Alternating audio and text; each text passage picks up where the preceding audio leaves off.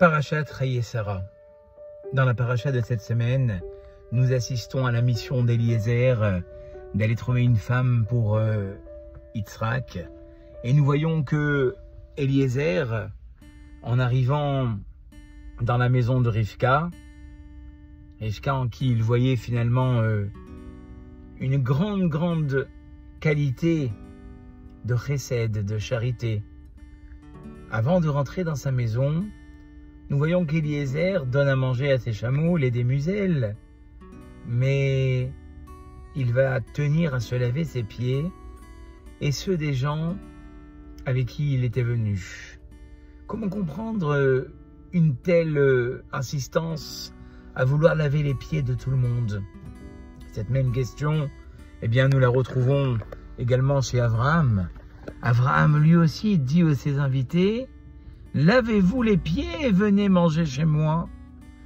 Et Rachid nous donne un début d'explication, parce qu'Abraham ne voulait pas faire rentrer chez lui des idoles de la part de ceux qui adoraient la poussière.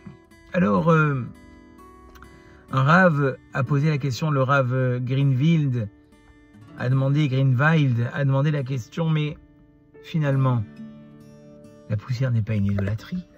Pourquoi Abraham craint l'idolâtrie de la poussière? On n'a jamais vu que l'idolâtrie était une poussière.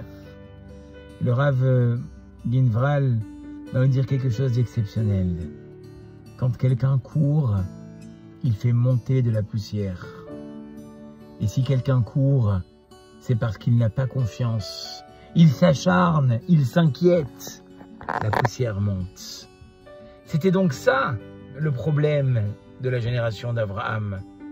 C'est qu'ils s'inquiétaient tellement qu'ils étaient tout le temps en train de courir. Abraham leur dit: lavez-vous vos pieds. Arrêtez de courir. Ayez plus confiance en Dieu. Et son serviteur Eliezer, qui lui a appris correctement dans la maison de son maître. En rentrant dans la maison de Rivka, il veut dire à Lavan et Bethuel, le père et le frère de Rivka: j'ai totalement confiance en Dieu, je me lave les pieds. Je n'ai aucun stress et aucune inquiétude que si Rivka est destinée à Yitzhak. Dieu fera en sorte qu'il se marie, je me lave donc les pieds pour enlever toute inquiétude.